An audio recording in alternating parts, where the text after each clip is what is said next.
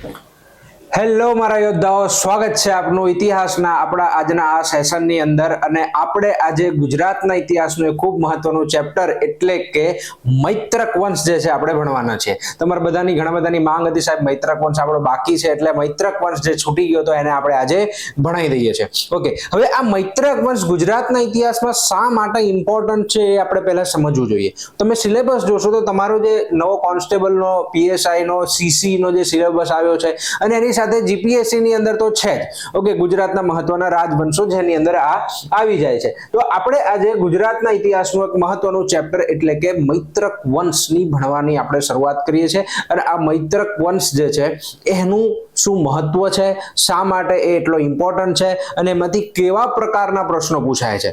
Okay, તમે જોવો છો તમે અહીંયા લખ્યું છે કે મૈત્રક વંશનો સમયગાળો ઈસવીસન 470 થી 788 સુધીનો છે. મતલબ કે તમે જોશો તો કેટલા વર્ષ છે? 318 વર્ષ. સાહેબ કેટલા વર્ષ? 318 વર્ષની અંદર કુલ 19 રાજાઓ આવ્યા. કેટલા? 19 રાજાઓ આવ્યા. તો શું સાહેબ આ બધાને ભણવાના છે?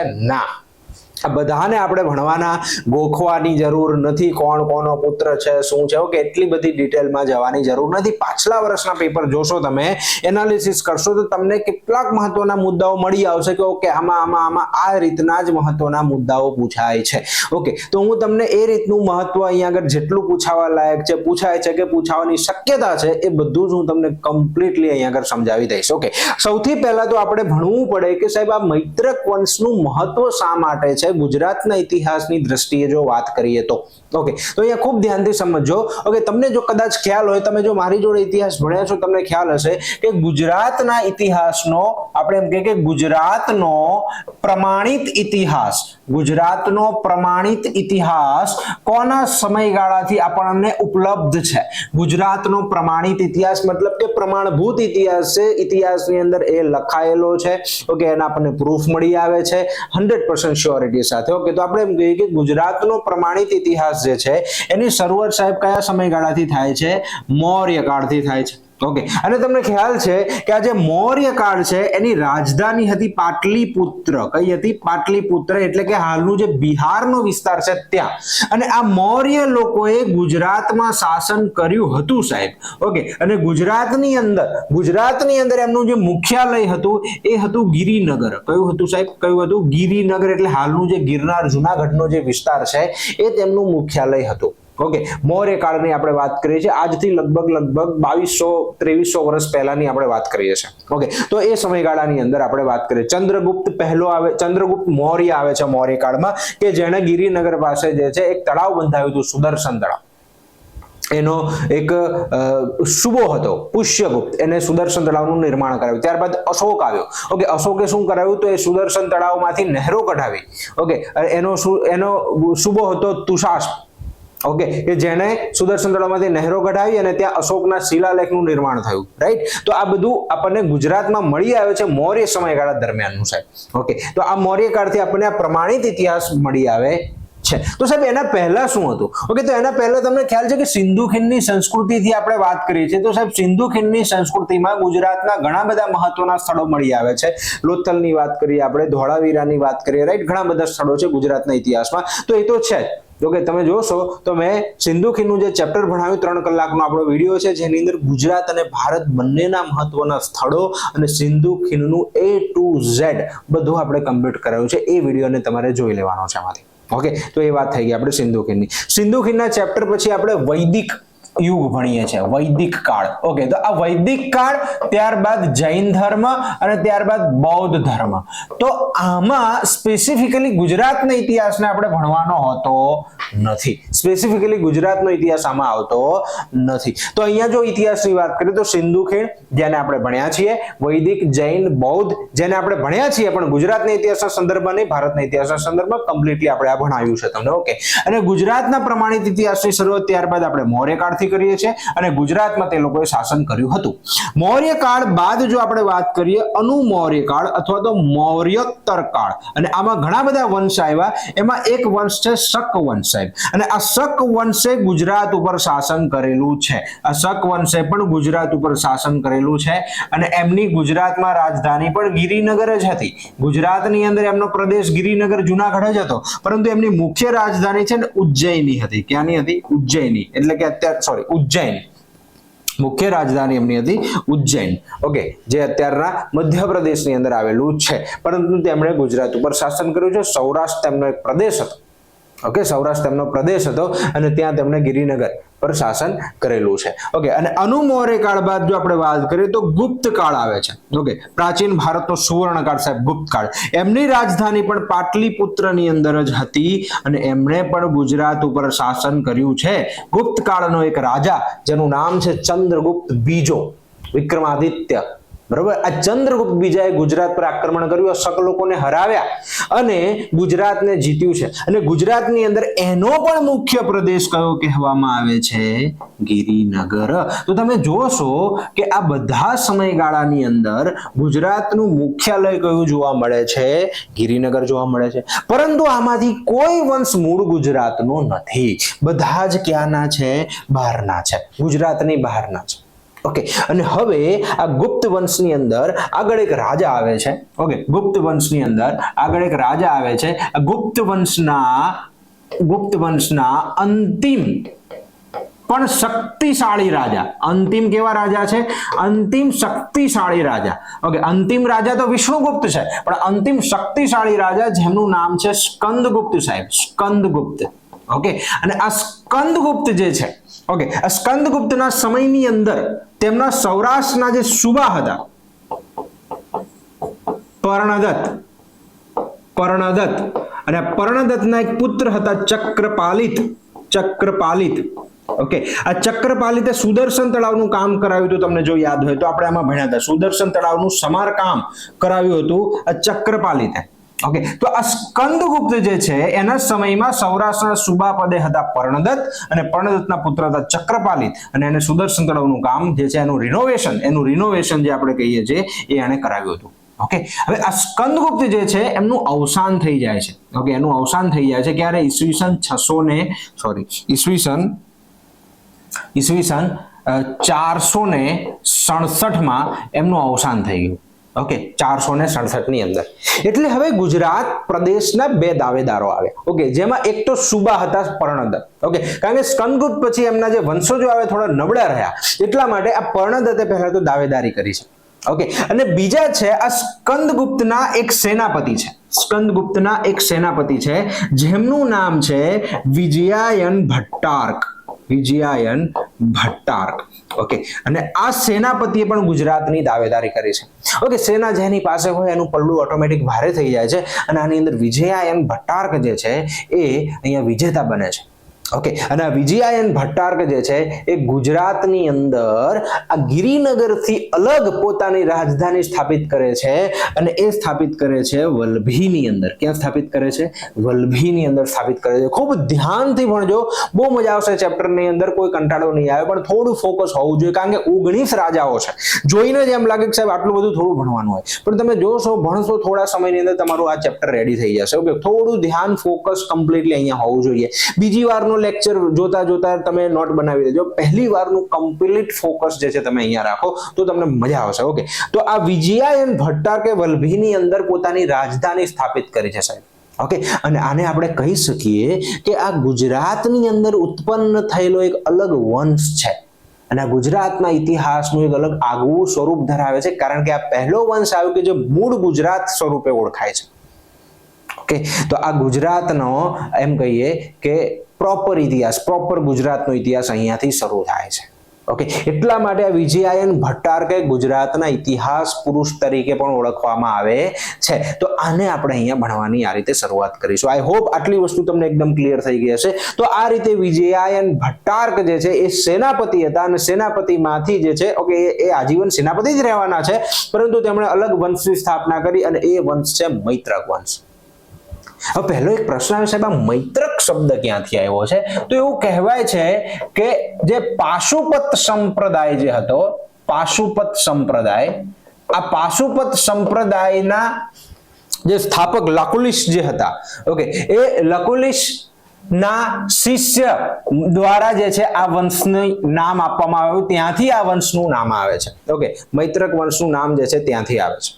ઓકે, તો આ રીતે જે છે મૈત્રક વંશની અહીંયા શરૂઆત જે છે થઈ છે અને મૈત્રક વંશ જે છે એ આ રીતે ગુજરાતની અંદર આવશે. ઓકે, તો અહીંયા આપણે વિજયાયન ભટ્ટારકની અહીંયા આ રીતે વાત કરીશું. આઈ હોપ આટલી વસ્તુ એકદમ ક્લિયર થઈ ગઈ હશે તમને. ઓકે, ચાલો તો આગળ આપણે શરૂઆત કરીએ હવે નેક્સ્ટ.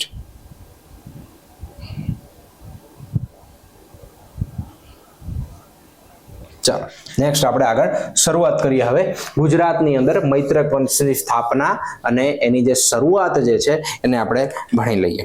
ઓકે, ચાલો તો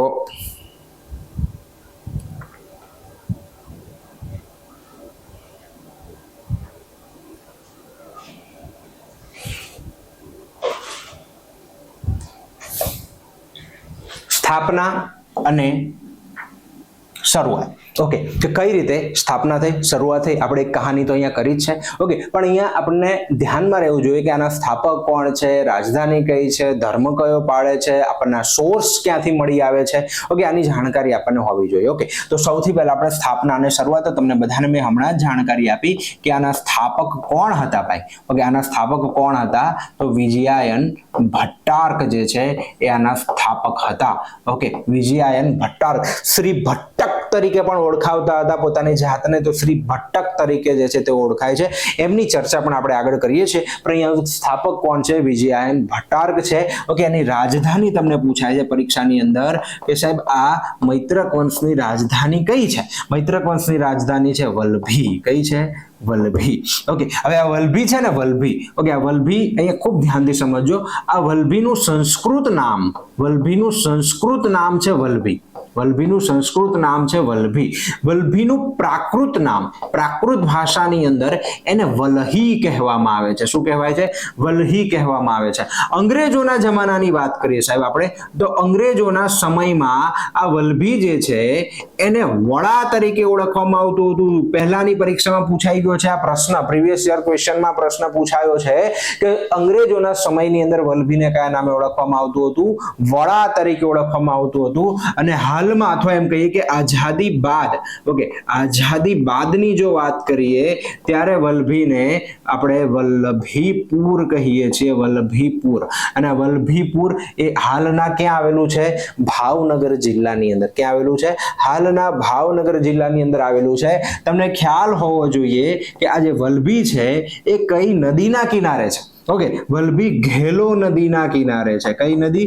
ઘેલો નદી. આ ઘેલો નદીને બીજા કયા નામે ઓળખવામાં આવે છે? ઉન્મત્ત ગંગા તરીકે ઓળખવામાં આવે છે. ઉન્મત્ત ગંગા. તો આ ઘેલો નદીના કિનારે આવેલી ઉન્મત્ત ગંગા, ઓકે, ઉન્મત્ત ગંગા જે છે ત્યાં આવેલી છે આ વલ્લભી. ઓકે, તો આ વલ્લભી, આઈ હોપ આટલી વસ્તુ તમને એકદમ અહીંયા ક્લિયર થઈ ચૂકી હશે. ઓકે, ચલો નેક્સ્ટ હવે આપણે આગળ વધીએ. ઘેલો નદીના કિનારે વલ્લભી, ઉન્મત્ત ગંગા. ઓકે, આ બધું તમને યાદ રહેવું જોઈએ. અંગ્રેજોના સમયે આ પરીક્ષામાં પ્રશ્ન પૂછાયેલો છે કે તે વડા તરીકે ઓળખવામાં આવે છે. આઝાદી બાદ તેને વલ્લભીપુર કહેવામાં આવ્યું હતું. ઓકે, હવે નેક્સ્ટ વાત કરીએ આપણે, રાજધાની વાત થઈ ગઈ. હવે વાત કરીએ છીએ આપણે તેના ધર્મની. ઓકે, રાજધર્મ અથવા જે ધર્મ જે છે એ કયો પાડે છે? તો મોટા ભાગના રાજાઓ એવું કહેવાય છે કે શૈવ ધર્મી છે. કેવા છે? શૈવ ધર્મી છે. ઓકે, શૈવ ધર્મી છે મતલબ કે એ પરમ માહેશ્વર જેને કહેવાય. ઓકે, પરમ માહેશ્વર, પરમ માહેશ્વર. ઓકે, માહેશ્વર એટલે કે ભગવાન મહેશ. ઓકે, ભગવાન ભોલેનાથને પૂજવા વાળા શૈવ ધર્મી કહેવામાં આવે છે. ઓકે, ટોટલ 19 રાજાઓ છે આમાં. ઓકે, પણ આમાંથી એક બે રાજાઓ એવા છે જે અલગ છે થોડા. ઓકે, જેમ કે એક રાજા આવશે ધ્રુવસેન પ્રથમ કરીને. ઓકે, આ ધ્રુવસેન પ્રથમ જે છે એ વૈષ્ણવ ધર્મ પાળે છે, ભાગવત ધર્મ પાળે છે. ઓકે, અહીંયા જો હું તમને નોટ કરાવી દઉં. ઓકે, ધ્રુવસેન કોણ? ધ્રુવસેન પ્રથમ. ધ્રુવસેન પ્રથમ જે છે એ ભાગવત ધર્મ અથવા આપણે એમ કહીએ કે વૈષ્ણવ ધર્મ પાળે છે. વૈષ્ણવ ધર્મ પાળે છે. ઓકે, ભાગવત ધર્મ અથવા તો વૈષ્ણવ ધર્મ જે છે એ પાળે છે. ઓકે, આના સિવાય એક ધરભટ્ટ કરીને રાજા છે, ધરભટ્ટ. ઓકે, ધરભટ્ટ. ઓકે, અને આ ધરભટ્ટ જે છે એ સૂર્ય પૂજાના પંથને માને છે, સૂર્ય પૂજા પંથને માને છે. ઓકે, સૂર્ય પૂજા પંથને માને છે. બાકી બધા મોટા ભાગના રાજાઓ જે છે એ પરમ માહેશ્વર શૈવ ધર્મી છે, પરંતુ એ જૈન, બૌદ્ધ વગેરે ધર્મ પ્રત્યે પણ એક સારું એવું તેમનું ધર્મ સહિષ્ણુ રાજાઓ છે. ઓકે, કોઈ ધર્મને દુશ્મનાવટથી જોતા નથી. તો આ રાજધર્મ પૂછાય તો શૈવ ધર્મી છે. આ બધા વન લાઇનર, આ બધા ક્વેશ્ચન પૂછાય છે ભૂતકાળની પરીક્ષામાં ક્યાંક ને ક્યાંક આવેલા. ઓકે, તો આ રીતે તમારે એને ખૂબ ધ્યાનથી સમજવાનું છે. બીજું સાહેબ, આ બધાનો સોર્સ શું છે? ઓકે, આપણને ક્યાંથી આ બધી માહિતી મળી આવે છે? ઓકે, ઇતિહાસની આ બધી માહિતી જે છે, આની સૌથી વધુ માહિતી મૈત્રકાળની આપણને ક્યાંથી મળી આવી છે? ઓકે, જેમ કે અલગ અલગ પુસ્તકોમાંથી મળી આવે, શિલાલેખોમાંથી મળી આવે, વગેરેથી મળી આવે, રાઈટ? તો આ મૈત્રક વંશોની સૌથી વધુ માહિતી આપણને ક્યાંથી મળી છે? તો આની સૌથી વધુ માહિતી આપણને મળેલી છે તામ્રપત્રોમાંથી. ક્યાંથી મળેલી છે? તામ્રપત્રોમાંથી ખૂબ એવી માહિતી મળી આવે છે. તામ્રપત્રોમાંથી ખૂબ એવી માહિતી મળી આવે છે. અને તામ્રપત્ર એટલે જેને દાન શાસનો પણ કહેવામાં આવતું હતું, એને દાન શાસનો પણ કહેવામાં આવતું. પહેલાના રાજાઓ દાન આપવા માટે આવા પત્રોમાં લખાવતા હતા.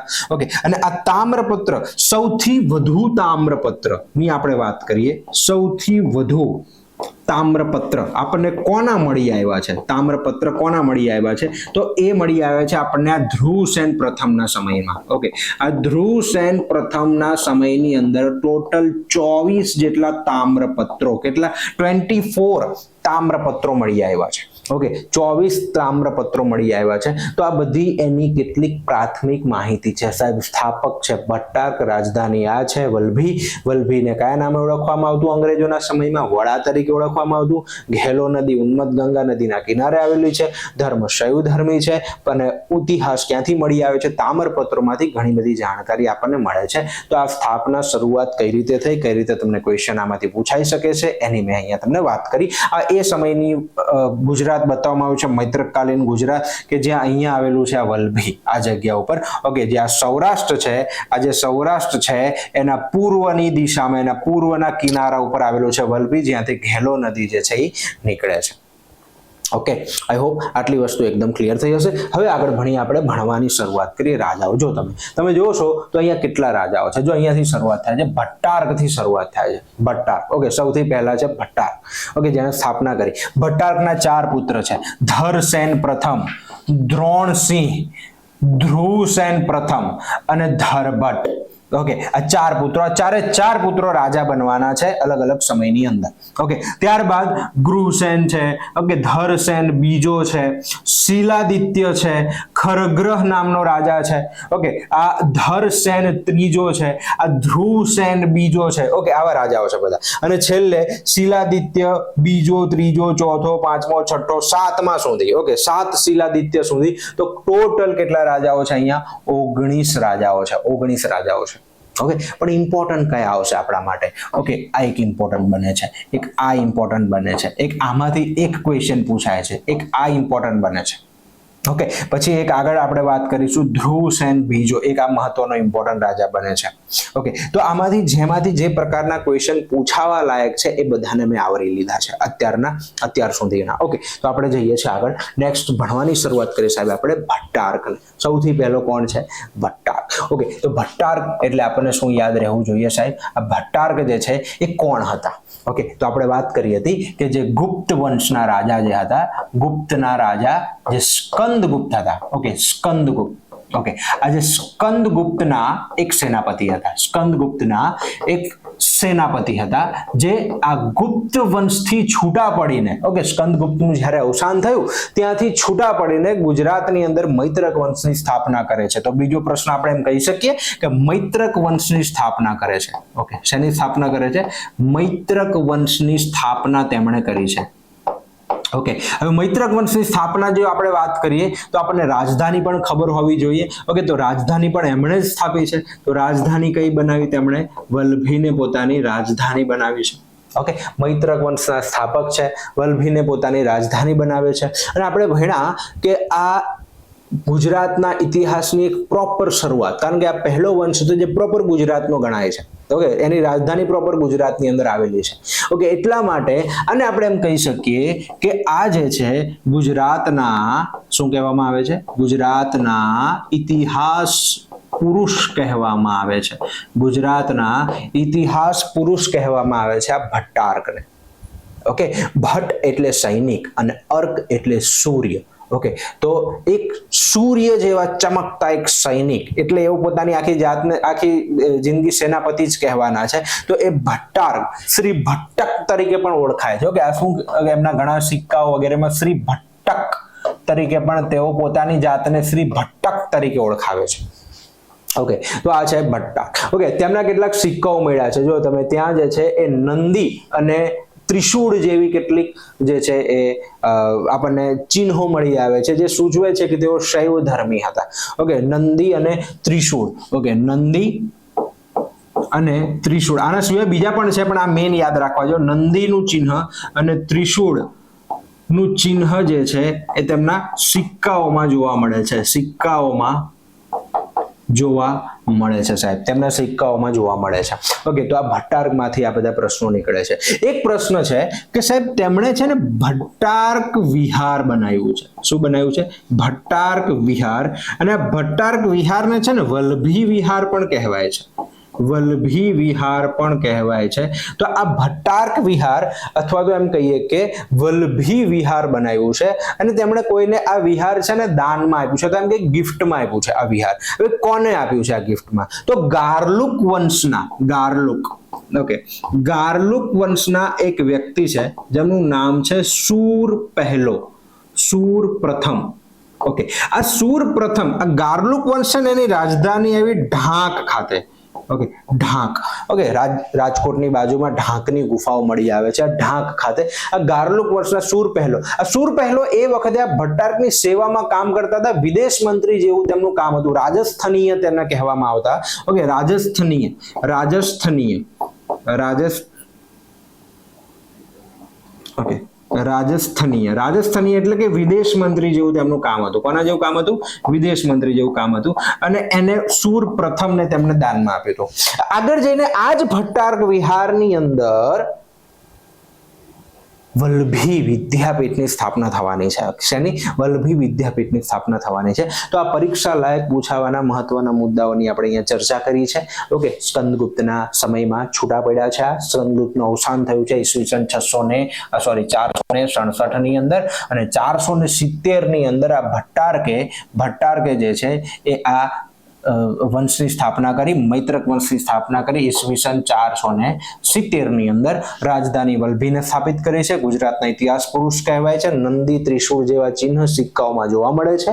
અને ભટ્ટારક વિહાર જે છે તેમણે બંધાવ્યું અને દાનમાં આપ્યું ગાર્લુક વંશના શૂર પ્રથમને. અને શૂર પ્રથમ રાજસ્થાનીય વિદેશ મંત્રીની સેવામાં ત્યાં કામ કરતા હતા, અને તેની રાજધાની હતી ઢાંક ખાતે. ઓકે, તો આવા ઘણા બધા સૈંધવ વંશ ને ગાર્લુક વંશ ને ઘણા બધા વંશ આપણે અનુમૈત્ર કાળની અંદર આવશે. ઓકે, જેને આપણે ભણવાના હોય છે. તો આ છે ભટ્ટારક. ઓકે, એની આપણે અહીંયા વાત કરી. હવે વાત કરીએ તેમના પુત્ર. હા, અહીંયા એક વસ્તુને ધ્યાનથી સમજો. આ ભટ્ટારક જે છે એ આજીવન, ઓકે, આજીવન સેનાપતિનું પદ જ ધારણ કરે છે. સેનાપતિનું પદ જ જાળવે છે. તેઓ રાજાનું પદ કે મહારાજાનું પદ લેતા નથી. મહારાજાનું પદ નથી ધારણ કરતા. યાદ રાખજો, નથી ધારણ કરતા. ઓકે, કેમ એવું? તો તમે એ રીતે વિચારી શકો છો કે એ વખતે કદાચ તેઓ ગુપ્ત વંશથી છૂટા પડીને ગુજરાતની સ્થાપના કરે છે. ઓકે, એટલે તેમણે એક બેકઅપ રાખ્યું હોઈ શકે કદાચ કે ભાઈ જો ગુપ્ત લોકો ફરીથી આક્રમણ કરી દે ગુજરાત ઉપર, તો એમ કહી શકે કે ભાઈ એ સ્વતંત્ર રાજા નથી બન્યા, પણ એક સેનાપતિ છે, હજી પણ ગુપ્ત વંશ સાથે જોડાયેલા છે, એવું કંઈક હોઈ શકે. ઓકે, તો આ રીતે તેમણે આજીવન સેનાપતિનું પદ જ તેમણે ધારણ કરેલું હતું. ઓકે, તો આ છે સેનાપતિ ભટ્ટારક. ત્યારબાદ વાત કરીએ છીએ તેમના પુત્રની. ઓકે, તો અહીંયા જે મેં તમને બતાવ્યું કે તેમનો પુત્ર આવશે ધરસેન પ્રથમ. ઓકે, તો નેક્સ્ટ આપણે વાત કરીએ છીએ ધરસેન પ્રથમની. ઓકે, આ પણ ઇમ્પોર્ટન્ટ રાજા છે. આમાં કેટલીક માહિતી બહુ મહત્વની છે, જેટલા માટે આપણે એમને ભણવા પડે. ઓકે, તો અહીંયા પણ ખૂબ ધ્યાનથી સમજો. આમણે પણ પિતાની જેમ જ, ઓકે, પિતાની જેમ જ સેનાપતિનું પદ જ ધારણ કર્યું છે ભાઈ. ઓકે, સેનાપતિનું પદ જ ધારણ કર્યું છે અને તેઓ છે ને ગુપ્ત વંશના એક રાજા હતા એ વખતે. પાટલીપુત્રની અંદર ગુપ્ત વંશના રાજા હતા જેનું નામ હતું બુદ્ધગુપ્ત. ઓકે, તો તેઓ બુદ્ધગુપ્તને સમકાલીન રાજા છે. ઓકે, કોને સમકાલીન રાજા છે? તેઓ બુદ્ધગુપ્તને સમકાલીન રાજા છે, પદ ધારણ કર્યું હતું અને તેઓ બુદ્ધગુપ્તને સમકાલીન રાજા છે. ઓકે, બુદ્ધગુપ્તને સમકાલીન છે. હાલાકી રાજાનું પદ ધારણ નથી કર્યું પરંતુ બુદ્ધગુપ્તને સમકાલીન છે આ વ્યક્તિ. ઓકે, ધરસેન પ્રથમ. ઓકે, હવે બહુ જ મહત્વની બાબત એ છે કે આ ધરસેન પ્રથમે જે છે એ વલ્લભી સંવતની સ્થાપના કરી છે. વલ્લભી સંવત. ઓકે, એ વખતે જે વિક્રમ સંવત, શક સંવત, તમે બધા જાણો છો કે વિક્રમ સંવતની જો આપણે વાત કરીએ, ઓકે, વિક્રમ સંવત તો ઈસવીસન પૂર્વે 56 માં શરૂ થઈ હતી વિક્રમ સંવત. વિક્રમાદિત્ય નામના રાજાએ તેની સ્થાપના કરાવી હતી એવું આપણે ભણીએ છીએ, પણ વિક્રમાદિત્ય એના ઘણા સમય પછી આવે, એમણે કદાચ બીજી વાર શરૂ કરાવ્યું. પણ વિક્રમ સંવત ઈસવીસન પૂર્વે 56 ની અંદર વિક્રમાદિત્ય નામના ઘણા બધા રાજાઓ થઈ ગયા ભારતની અંદર. ઓકે, એમાં સૌથી પ્રખ્યાત છે વિક્રમાદિત્ય, જે ચંદ્રગુપ્ત બીજા તરીકે પણ ઓળખાય છે ગુપ્ત વંશની અંદર. ઓકે, તો અહીંયા આ વિક્રમ સંવતની સ્થાપના ઈસવીસન પૂર્વે 56. પછી આપણે વાત કરીએ શક સંવત. ઓકે, તો આ જે શક સંવત જે છે એની સ્થાપના થઈ છે ઈસવીસન 78 ની અંદર કનિષ્ક નામના રાજા દ્વારા. કનિષ્ક નામના કુષાણ વંશના રાજા હતા, તેમણે આ સ્થાપિત કરાવી હતી. ઓકે, જે ચૈત્ર મહિનાથી શરૂઆત થાય છે મહિનાની, એ આપણે વાત કરીએ છીએ. ભારત માટે આ સંવત બહુ મહત્વ ધરાવે છે. ઓકે, રાજપત્રની અંદર શક સંવતનો ઉલ્લેખ જે છે આપણે અહીંયા થતો હોય છે. ઓકે, વિક્રમ સંવત છે, શક સંવત છે, આ વલ્લભી સંવત જે છે હવે આવે વલ્લભી સંવત. ઓકે, વલ્લભી સંવત પણ હવે વલ્લભી સંવત. ઓકે, જે કોના દ્વારા? તો યાદ રાખવાનું છે તમારે, ધરસેન પ્રથમ દ્વારા. ધરસેન પ્રથમ દ્વારા આ સંવત જે છે શરૂ થયેલી છે. ઓકે, તો આવી કેટલીક મહત્વની સંવત છે. ઓકે, આ વલ્લભી સંવતની પણ અહીંયા આ રીતે અહીંયા શરૂઆત થઈ છે. આઈ હોપ આટલી વસ્તુ તમને એકદમ ક્લિયર હશે. હા, આમાં એક ગુપ્ત સંવત છૂટી ગઈ મારાથી. ઓકે, તો યાદ રાખી લેજો, જે આ ગુપ્ત સંવત જે છે એની શરૂઆત થઈ છે ઈસવીસન 319-20 ની અંદર. ઓકે, ચંદ્રગુપ્ત પ્રથમ નામના જે ગુપ્ત વંશના રાજા હતા, ગુપ્ત વંશના રાજા, એમના દ્વારા આ શરૂઆત થઈ હતી ગુપ્ત સંવતની. ઓકે, તો આ પણ જીકે તરીકે તમને ધ્યાનમાં રહેવું જોઈએ. આ પ્રશ્ન કદાચ તમને પૂછાઈ શકે છે આ બધા. ઓકે, તો અમે તમને બધી મહત્વની સંવત જે છે એને પણ નોટ કરાવી. ઓકે, વલ્લભી સંવતની જે છે અહીંયા શરૂઆત આ રીતે થઈ છે. ઓકે, આઈ હોપ આટલી વસ્તુ એકદમ ક્લિયર થઈ હશે. તો ધરસેન પ્રથમની આપણે અહીંયા વાત કરી. હજી બહુ જ મહત્વનો મુદ્દો એ છે કે તેમણે વલ્લભી વિદ્યાપીઠ, ઓકે, વલ્લભી વિદ્યાપીઠની સ્થાપના, વલ્લભી વિદ્યાપીઠની સ્થાપના જે છે એ તેમના સમયની અંદર થઈ છે સાહેબ. ઓકે, વલ્લભી વિદ્યાપીઠની સ્થાપના જે છે એ આ ધરસેન પ્રથમના સમયની અંદર થઈ છે. એમનો સમયગાળો ઈસવીસન 480 થી 500 ની વચ્ચેનો હતો. એ સમયગાળા દરમિયાન વલ્લભી વિદ્યાપીઠ અને વલ્લભી સંવતની શરૂઆત થઈ હતી. તે બુદ્ધગુપ્તને સમકાલીન છે અને પિતાની જેમ સેનાપતિનું જ પદ તેમણે ધારણ કરેલું છે. ઓકે, વાત કરીએ સાહેબ વલ્લભી વિદ્યાપીઠ. ઓકે, તો ભારતની જે 3-4 મહત્વની વિદ્યાપીઠો છે એમાંની એક છે. ઓકે, એમાંની એક છે. ઓકે, તો એ છે આ વલ્લભી વિદ્યાપીઠ. ઓકે, અને આ જે વલ્લભી વિદ્યાપીઠ છે એમાં મુખ્ય રોલ, ઓકે, વલ્લભી વિદ્યાપીઠ વિશે થોડા 2-3 પોઈન્ટ તમારે નોટ કરી લેવાના છે. ઓકે, એક કે આ વલ્લભી વિદ્યાપીઠમાં મહત્વના જે આચાર્યો હતા, ઓકે, જેમણે આ વલ્લભી વિદ્યાપીઠની સ્થાપનામાં સૌથી મહત્વનો રોલ ભજવ્યો હતો, એ હતા સ્થિરમતી અને ગુણમતી. ઓકે, સ્થિરમતી અને ગુણમતી નામના આચાર્યો હતા. કોણ હતા સાહેબ આચાર્ય? તો આ જે આચાર્ય જે છે એ એક વસુબંધુ કરીને, ઓકે, નાલંદા વિદ્યાપીઠના એક ટીચર હતા. નાલંદા વિદ્યાપીઠના એક ટીચર હતા જેમનું નામ હતું, ઓકે, જેમનું નામ હતું વસુબંધુ. ઓકે, આ વસુબંધુના શિષ્યો છે આ બંને. ઓકે, વસુબંધુના શિષ્યો છે આ બંને. કોણ? તો સ્થિરમતી અને ગુણમતી. ઓકે, જેમણે આ વલ્લભી વિદ્યાપીઠમાં મહત્વનો રોલ ભજવ્યો છે. ઓકે, મહત્વનું કામ તેમણે સંભાળ્યું છે. અને આ જે વલ્લભી વિદ્યાપીઠ છે એ શું સમજાવે છે? મતલબ શેનું નોલેજ આપે છે? બૌદ્ધ ધર્મનું, બૌદ્ધિઝમનું. પણ બુદ્ધ ધર્મની અંદર પણ 2 ભાગ છે, હીનયાન અને મહાયાન. આ હીનયાન બૌદ્ધિઝમને ભણાવે છે. કોને? હીનયાન બૌદ્ધ ધર્મ. તમે મારી જોડે બૌદ્ધ ધર્મ ભણ્યા છો તો તમને ખ્યાલ હશે કે હીનયાન બૌદ્ધિઝમ શું છે. ઓકે, નહીં તો ખ્યાલ નહીં હોય તો બૌદ્ધ ધર્મના બે ભાગ પડે છે, હીનયાન અને મહાયાન. જ્યારે ચોથી બૌદ્ધ મહાસભા ભરાય છે કનિષ્કના સમયની અંદર, ઈસવીસનની પહેલી સદીમાં કાશ્મીરની અંદર, ત્યારે એના બે ભાગ પડી જાય છે, હીનયાન અને મહાયાન. એમાં હીનયાન બૌદ્ધિઝમ જે છે એનું કેન્દ્ર બને છે આપણી વલ્લભી વિદ્યાપીઠ, અને મહાયાન બૌદ્ધિઝમનું કેન્દ્ર નાલંદા વિદ્યાપીઠ. નાલંદા વિદ્યાપીઠમાં મહાયાન બૌદ્ધિઝમને ભણાવવામાં આવે છે અને વલ્લભી વિદ્યાપીઠની અંદર હીનયાન બૌદ્ધિઝમને ભણાવવામાં આવે છે.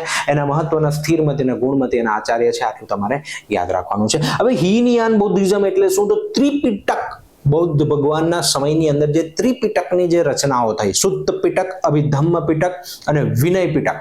ઓકે, આ ત્રણ પિટક, ત્રિપિટકનો અભ્યાસ કરવામાં આવે છે. ઓકે, ત્રિપિટકને મહત્વ આપવામાં આવે છે. ઓકે, બાકી બીજું ઘણું બધું છે. ઓકે, આની અંદર ઘણા બધા વિદ્યાર્થીઓ ભણે છે આની અંદર. ઓકે, એ વિદ્યાર્થીઓ ઓલમોસ્ટ ફ્રી ઓફ કોસ્ટ ભણતા હોય છે, કારણ કે રાજાઓ છે, પછી મહત્વના જે અમીર લોકો હોય, બધા આ વિદ્યાપીઠોને દાન આપતા હોય છે. ઓકે, આમાંથી જે પાસ આઉટ થાય તેને વલ્લભીની વહીવટી સેવામાં ડાયરેક્ટલી લઈ લેવામાં આવતા હોય છે. ઓકે, તો ઘણું બધું આની અંદર જે હતું. ઓકે, મહત્વના જે વિદ્વાનો છે એમના નામ ઊંચા દરવાજા ઉપર ને ઊંચી દિવાલો ઉપર લખવામાં આવે છે ને એવું બધું. ઓકે, પણ આપણા માટે ઇમ્પોર્ટન્ટ મુદ્દાઓ અહીંયા આવે છે. વલ્લભી વિદ્યાપીઠની સ્થાપના, સ્થિરમતી ગુણમતી નામના આચાર્ય, હીનયાન અને બૌદ્ધ ધર્મનું અહીંયા નોલેજ આપવામાં આવે છે, ત્રિપિટકને આમાં મહત્વ આપવામાં આવેલું છે. ઓકે, સ્થિરમતી ગુણમતી કોણ હતા તો એ પણ સમજાવ્યું. નાલંદાના એક આચાર્ય હતા, વસુબંધુના આ શિષ્યો હતા. ઓકે, આઈ હોપ આટલી વસ્તુ ક્લિયર થઈ હશે. હા, એ પણ સમજાવી દો વલ્લભી વિદ્યાપીઠની મુલાકાત કોણ લે છે. ઓકે, વલ્લભી વિદ્યાપીઠની ચીની યાત્રાળુઓ મુલાકાત લે છે. ઓકે, કોણ કોણ? તો એક તો તમને યાદ છે હ્યુએન સાંગ. ઓકે, તો હ્યુએન સાંગ નાલંદા અને વલ્લભી બંનેની મુલાકાત લે છે. ઓકે, તો અહીંયા આગળ વલ્લભી વિદ્યાપીઠની મુલાકાત લેવા માટે હ્યુએન સાંગ તો આવ્યા જ છે. ઓકે, હ્યુએન સાંગ અહીંયા લખી જ નાખું છું, હ્યુએન સાંગ. અને એક છે ઇત્સિંગ. ઇત્સિંગ નામના એક ચીની યાત્રાળુ છે, ઇત્સિંગ. ઓકે, આ ઇત્સિંગ તો એવું કહે છે કે એ જમાનામાં આ વલ્લભી અને નાલંદા વિદ્યાપીઠની વચ્ચે એક પ્રકારની સ્પર્ધા થતી હતી. ઓકે, મતલબ કોણ વધારે મહત્વની વિદ્યાપીઠ છે એના બાબતે આ બંને વચ્ચે સ્પર્ધા થતી હતી, એવું આ ઇત્સિંગ કહી જાય છે. ઓકે, તો આ હ્યુએન સાંગ અને ઇત્સિંગ જેવા મહત્વના જે ચીની યાત્રાળુઓ જે છે એ પણ વલ્લભી વિદ્યાપીઠની મુલાકાત લે છે અને વલ્લભી વિશે જે છે પોતાનું જે જાણકારી જે છે, નોલેજ જે છે એ અહીંયા આપે છે. ઓકે, તો આઈ હોપ આટલી વસ્તુ જે છે તમને એકદમ ક્લિયર થઈ ચૂકી હશે. ઓકે, ચાલો તો હવે આપણે ત્યાંથી આગળ વધીએ. નેક્સ્ટ હવે આપણે ભણીએ છીએ. ઓકે,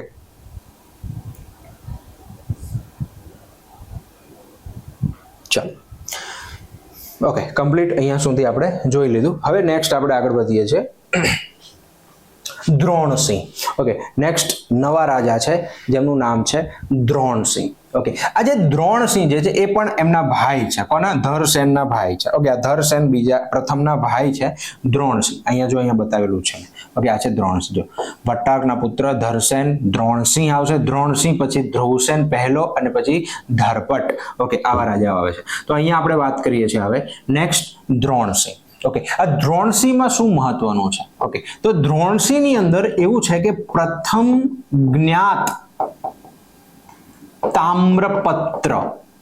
ઓકે, મતલબ કે પહેલો જાણીતો તામ્રપત્ર જે છે એ તેમનો જોવા મળે છે આપણને. ઓકે, તો ઘણા બધા તામ્રપત્રો છે, એમાં પહેલો વ્યવસ્થિત જાણીતો તામ્રપત્ર આપણને દ્રોણસિંહના સમયનો. સૌથી વધુ તામ્રપત્ર ધરસેન પ્રથમના છે. જો અહીંયા નામનું થોડું કન્ફ્યુઝન રહેશે તમને કે ધરસેન ને ધ્રુવસેન ને દ્રોણસિંહ ને ગૃહસિંહ ને વગેરે. ઓકે, પણ થોડું તમારે રિવિઝન કરવું પડશે. એક વખત વ્યવસ્થિત ચેપ્ટર કરી લેશો, વ્યવસ્થિત નોટ્સ બનાવશો, તમે 2-3 વાર રિવાઇઝ કરશો એટલે તમારું કામ કમ્પ્લીટ થઈ જશે. કાંઈ જ વધારે ગોખવાની જરૂર નહીં પડે. ઓકે, થોડું રિવિઝન અહીંયા માંગી લેશે. તો પ્રથમ જ્ઞાત તામ્રપત્ર જે છે એ તેમના સમયનો આપણને મળી આવે છે. અને બીજું આમાં મહત્વનું એ છે કે આ જે દ્રોણસિંહ જે છે એ પ્રથમ મૈત્રક હતા ઓકે, પ્રથમ મૈત્રક હતા કે જેઓ મહારાજાનું પદ ધારણ કરે છે, મહારાજાનું બિરુદ. ઓકે, આ મહારાજાનું બિરુદ જે છે એ ધારણ કરે છે કોણ? ઓકે, આ પ્રશ્ન પૂછાઈ ગયો છે પ્રીવિયસ યર ક્વેશ્ચન ની અંદર કે ભાઈ મૈત્રક, કારણ કે જો પહેલા બે વ્યક્તિઓ આવ્યા જે ભટ્ટાર્ક અને ધરસેન પહેલો, એ મહારાજાનું પદ ધારણ નથી કરતા, પણ આ મહારાજાનું એ સેનાપતિનું પદ ધારણ કરે છે, પણ આ પ્રોપરલી આમનો રાજ્યાભિષેક થાય છે અને મહારાજાનું પદ ધારણ કરે છે, એ છે આ દ્રોણસિંહ, એ છે આ દ્રોણસિંહ. ઓકે, આઈ હોપ એકદમ ક્લિયર થયું હશે. હવે ભણીએ ધરસેન પ્રથમને. ઓકે, ખૂબ મહત્વના વ્યક્તિ છે, ખૂબ મહત્વના વ્યક્તિ છે પરીક્ષાના સંદર્ભમાં, અને મૈત્રક વંશમાં સૌથી વધુ પૂછાતા બે વ્યક્તિઓમાંના એક છે ધરસેન પ્રથમ. ઓકે, ધરસેન પ્રથમ. ઓકે, ધરસેન પ્રથમની જો આપણે વાત કરીએ સૌથી પહેલા તો આપણને એટલું યાદ રહેવું જોઈએ, ગુજરાતના તારણહાર કહેવાય છે. શું કહેવાય છે? ગુજરાતના તારણહાર. ઓકે, ગુજરાતના તારણહાર. કેમ સાહેબ ગુજરાતના તારણહાર કહેવાય છે આમને? કારણ કે એમણે હુણ પ્રજાના આક્રમણથી ગુજરાતનું રક્ષણ કર્યું છે. કઈ પ્રજાના આક્રમણથી? હુણ. ઓકે, આ હુણોના આક્રમણથી ગુજરાતનું રક્ષણ કર્યું છે, ગુજરાતનું રક્ષણ કર્યું છે ભાઈ. ઓકે, હવે જો અહીંયા બે પોઈન્ટ આવે, ખૂબ ધ્યાનથી સમજજો. આપણે ભણ્યા હતા કે આજે હુણ પ્રજાનું જે આક્રમણ થાય છે ત્યાં બે વ્યક્તિઓ ઇમ્પોર્ટન્ટ બની જાય છે. ઓકે, એક છે સ્કંદગુપ્ત કે જેઓ ગુપ્ત વંશના છેલ્લા શક્તિશાળી રાજા હતા, અને એક છે ધ્રુવસેન પ્રથમ. ઓકે, આ સ્કંદગુપ્ત જે છે એ હુણોથી આક્રમણ કરે છે ભારતનું. ઓકે, ભારતનું રક્ષણ કરે છે હુણ પ્રજાના આક્રમણથી, આવું પ્રશ્ન પૂછાય છે. અને ધ્રુવસેન પ્રથમ જે છે એ ગુજરાતનું રક્ષણ કરે છે આ હુણ પ્રજાના આક્રમણથી, ગુજરાતનું રક્ષણ. એક સમય આક્રમણ નથી થયા, બધાના અલગ અલગ સમયમાં થાય છે. પહેલા આ સ્કંદગુપ્તના સમયમાં આક્રમણ થયું, સ્કંદગુપ્તે જબરજસ્ત લડાઈ લડી હતી. આગળ જતા સ્કંદગુપ્તનું અવસાન થયું, હુણ પ્રજાના આક્રમણો થતા જાય છે, અને આગળ જતા ગુજરાતમાં આના સમયમાં આક્રમણ થાય છે ધ્રુવસેન પ્રથમના. ત્યારે ધ્રુવસેન પ્રથમ ગુજરાતનું રક્ષણ કરે છે. એટલા માટે તમને ગુજરાતના તારણહાર અથવા તો હુણ આક્રમણથી ગુજરાતનું રક્ષણ કરવા વાળા રાજા કહેવાય છે ધ્રુવસેન પ્રથમ. ઓકે, હવે શું થાય છે? જો એવું કહેવાય છે કે આ યુદ્ધની અંદર ધ્રુવસેન પ્રથમના યુવાન પુત્રનું અવસાન થઈ જાય છે. ઓકે, અથવા તો એ પુત્રનું અવસાન કોઈ રોગના કારણે થાય છે, કોઈ એક્ઝેક્ટ ફિક્સ નથી, પણ મોટા ભાગનું માનવું છે કે આ યુદ્ધમાં તેમનું અવસાન થયું હોવું જોઈએ. હવે યુદ્ધમાં અવસાન થઈ જતા આ ધ્રુવસેન પ્રથમ જે છે શોકમાં જતા રહે છે. ઓકે, એકદમ શોકની લાગણીની અંદર જતા રહે છે, અને વલ્લભીનું જે વહીવટી તંત્ર થોડું ખરાબ થવા લાગે છે. પ્રજા અને રાજા અને મંત્રીઓ બધા એકદમ દુઃખી છે. શું સિચ્યુએશન છે કઈ સમજણ પડતી નથી. ઓકે, અને એ સમયે આ ધ્રુવસેન પ્રથમના જે પત્ની હતા, વાકાટકના રાજકુમારી હતા, તેઓ ચંદ્રલેખા નામ હતું. ઓકે, આ ચંદ્રલેખા શું કરે છે? પોતાના પિયરમાં ફોન કરે છે. બરોબર, તમે સમજી શકો છો હું શું કહેવા માંગુ છું. મતલબ કે પિયરમાં જાણકારી આપે છે. ત્યાંથી જૈનોનો એક સંઘ આવે છે, જૈન સંઘ.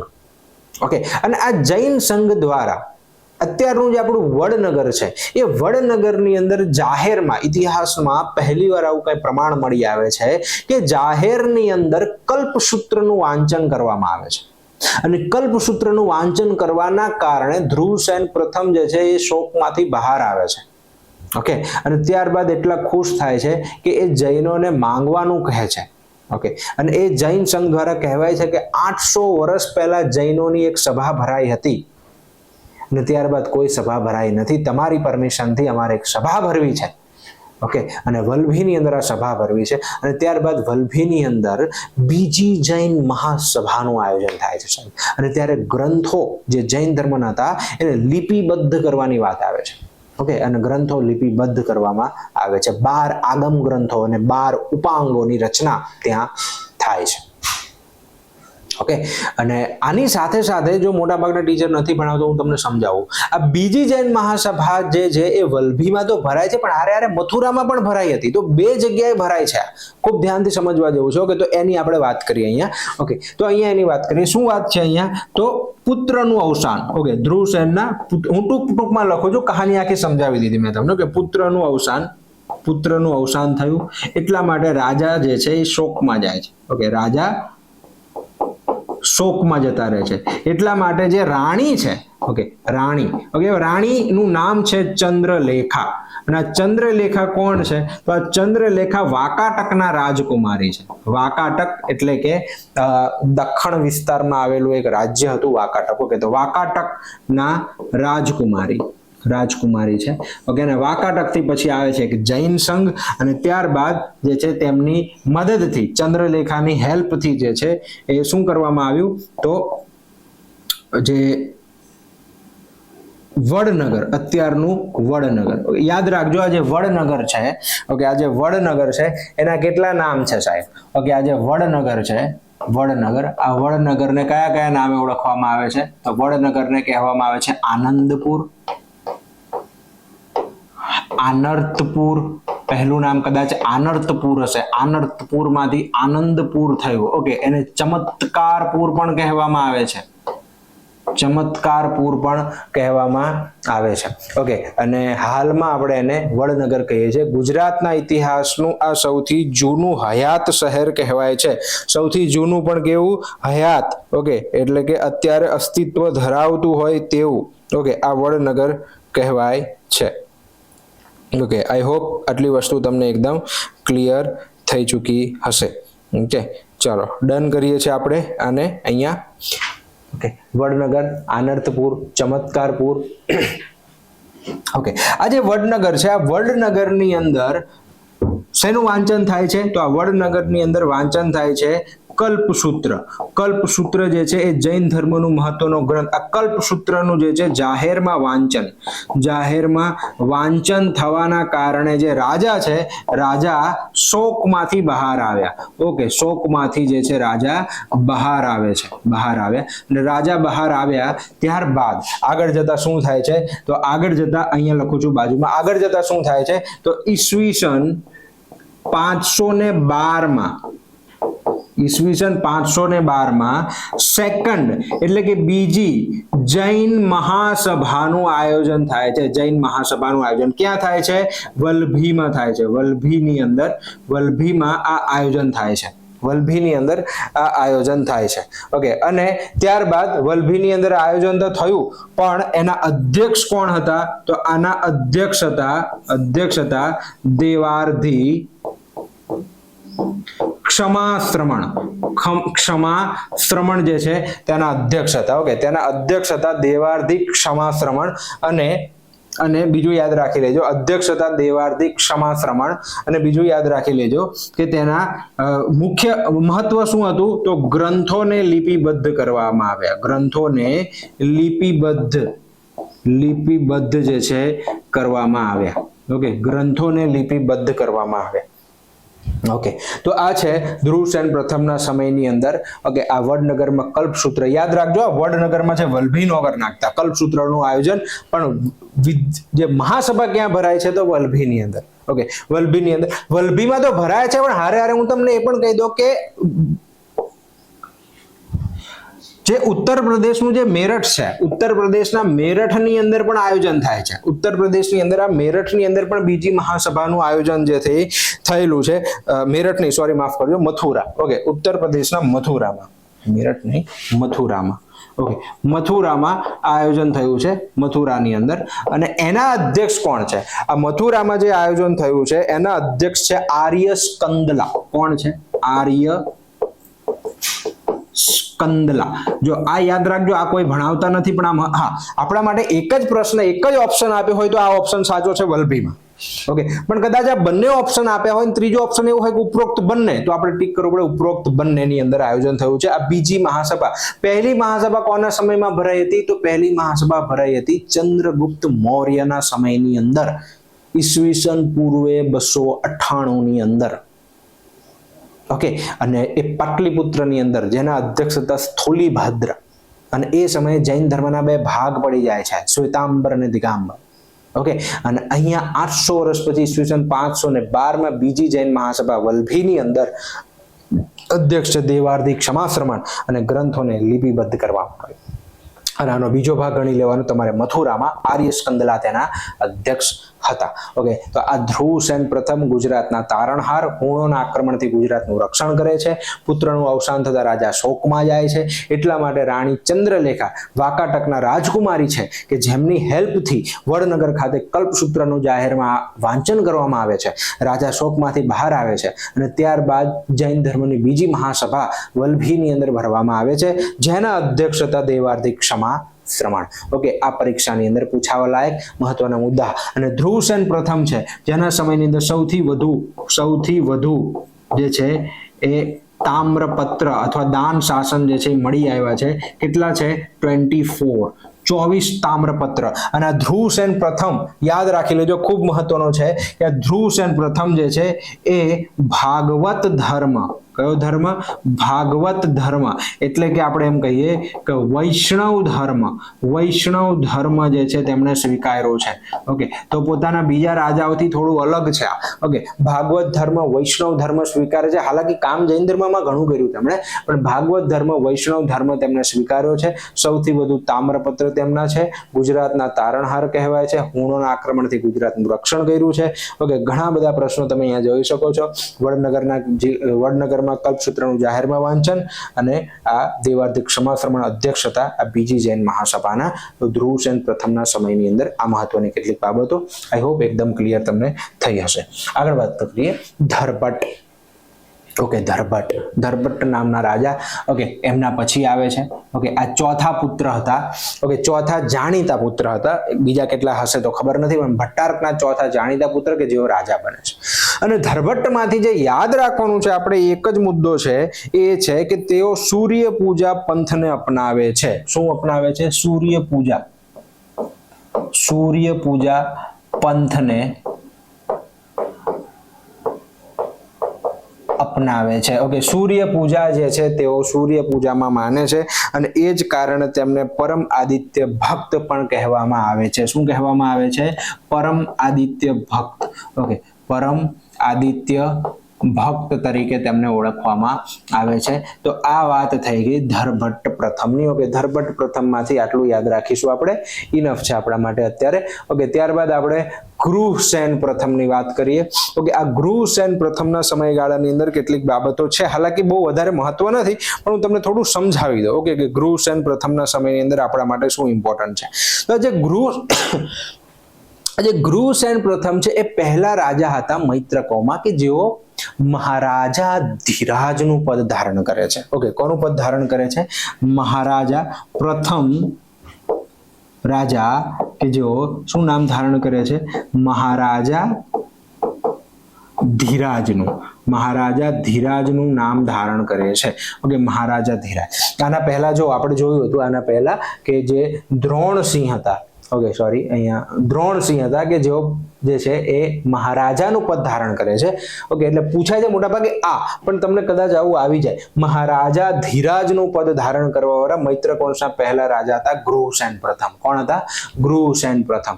ઓકે, અને અહીંયા એક ઘટના આવે છે કે ગૃહસેન પ્રથમના સમયની અંદર ઈરાનના એક આરબ વ્યક્તિ, એના પહેલાના, કારણ કે એ વખત શરૂઆત થઈ છે હજી અરબોની. ઓકે, જે મુસ્લિમ ધર્મ નથી આવ્યો પણ અલગ અલગ છૂટા છૂટા કબીલાઓમાં એ લોકો વસે છે. ઓકે, તો એ અરબીઓ જે છે એમાંના એક રાજાના પુત્ર જે છે એ તેના પિતાથી એક પ્રકારનો એમ કહીએ કે દુશ્મનાવટ રાખીને, ઓકે, તે પિતાથી દૂર થઈને પોતાની બહેનને લઈને તેના આશ્રય હેઠળ આવી જાય છે. ઓકે, ગૃહસેન પ્રથમના આશ્રય હેઠળ એ જે અરબી વ્યક્તિ જે છે એ આવે છે. ઓકે, અને પોતાની બહેનના વિવાહ પણ ધ્રુવસેન પ્રથમ સાથે કરાવે છે. સોરી, ધ્રુવસેન નહીં, ગૃહસેન સાથે કરાવે છે. પોતાની બહેનના વિવાહ પણ કરાવે છે. ઓકે, પણ ત્યારબાદ એ આરબોનું આક્રમણ થાય છે. એ આક્રમણમાં ગૃહસેન જે છે એ અવસાન પામી જાય છે. ઓકે, તેઓ અહીંયા મૃત્યુ પામે. એની બીજી પણ એક રાણી હતી અને એને એ સમયે એક ગુફામાં બાળકને જન્મ આપ્યો, એટલા માટે બાળકનું નામ આપવામાં આવ્યું ગુહા. અને એવું કહેવાય છે કે આ ગુહામાંથી આગળ એક વંશ વધ્યો જે ગોહિલોનો વંશ હતો, અને એ વંશ જે છે એ આગળ જઈને મેવાડમાં પણ શાસન કરે છે. ઓકે, આગળ અલગ અલગ વંશો આવે છે એમાંથી પણ. ઓકે, અને મેવાડની અંદર એવું લખાયું છે, મેવાડના ઇતિહાસમાં એવું લખાયું છે કે મેવાડનો જે વંશ છે એ વંશ એ આગળ આ જ રાજા, આમાં જે એક રાજા આવશે શિલાદિત્ય સાતમા કરીને. ઓકે, શિલાદિત્ય સાતમાંથી આગળ વધેલો વંશ છે કે જેઓ મેવાડમાં આગળ જઈને રાજાઓ બન્યા હતા. ઓકે, ગોહિલ રાજાઓ બન્યા હતા. તો અલગ અલગ ઇતિહાસ છે, અલગ અલગ માહિતી છે, પણ આપણા માટે ઇમ્પોર્ટન્ટ આ છે કે પ્રથમ મહારાજા ધીરાજનું નામ જે છે ગૃહસેન પ્રથમના સમયની અંદર અહીંયા આવે છે. ઓકે, પરમ ઉપાસક પણ કહેવામાં આવે છે અને એમના પણ દાન શાસન આપણને મળી આવે છે. ઓકે, ઘણું બધું જે છે આમાં આપણને મળી આવે છે. હાલાકી આપણા માટે આટલું ઇનફ છે અહીંયા યાદ રાખવું. ઓકે, તો આ છે ગૃહસેન પ્રથમ. ઓકે, આગળ વાત કરીએ હવે નેક્સ્ટ.